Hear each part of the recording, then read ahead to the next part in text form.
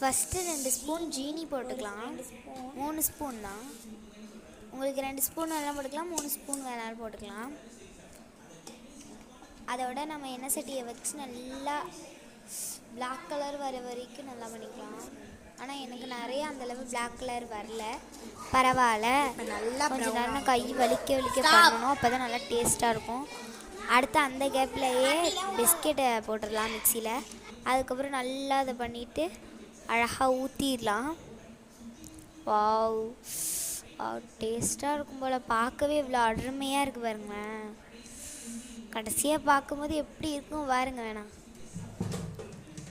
அதோட பால், முட்டை, பிஸ்கெட்டு மிக்சியில் போட்டு 2 அரட்டுன்னு அரைக்கலாம். 1 பாருங்க, 2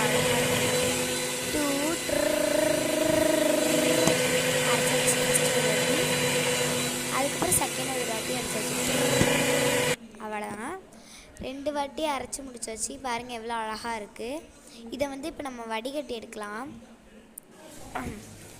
அதுக்கு முன்னாடி இதை பார்த்துக்கலாம். இதனால ஜெல்லி மாதிரி இருக்குது. சரி, அதுக்குள்ளே அங்கே வடிகட்டியாச்சு. அங்கே போய் இப்போ பார்த்துடலாம். வடிகட்டியாச்சு பாருங்கள் எவ்வளோ அழகாக இருக்குங்க. வடிகட்டி இந்த மாதிரி வடிகட்டி வச்சுக்கணும். வடிகட்டி வச்சுக்கிட்டோம். அதுக்கப்புறம் இது 2த்தையும் ஊற்ற போகிறோம். இப்போ வாங்க காட்டுறாங்க, அதையும் பார்க்கலாம். அழகாக பொறுமையாக ஊற்றணும். ஆனால் எனக்கு கொஞ்சம் மிக்ஸ் ஆகிடுச்சு. பரவாயில்ல, வேக தானே வைக்கிறோங்க பாருங்கள், மிக்ஸ் ஆகிடுச்சு. பரவாயில்லன்னு ஃபுல்லாகவே ஊற்றியாச்சு. இப்போ பாருங்கள் செம்மையாக இருக்குல்ல பார்க்கவே. வேற ஊற்றிட்டோம், அருமையாக இருக்குது. எனக்கு ரொம்ப பிடிச்சிருக்கு. இது பாருங்க அழகாக பன்னு மாதிரி வச்சுருக்கோம். எப்படி இருக்கு பாருங்க. இது பஞ்சு போல வந்திருக்கு, அவ்வளோ கரைஞ்சிச்சு ஃப்ரெண்ட்ஸ். இது உங்களுக்கு பிடிச்சிருந்துச்சுன்னா லைக் அண்ட் சப்ஸ்கிரைப் பண்ணுங்கள். பாய் பாய். பாருங்க இவ்வளோ அழகாக இருக்குது. நீங்கள் தான் லைக் சப்ஸ்கிரைப் பண்ணுங்கள்.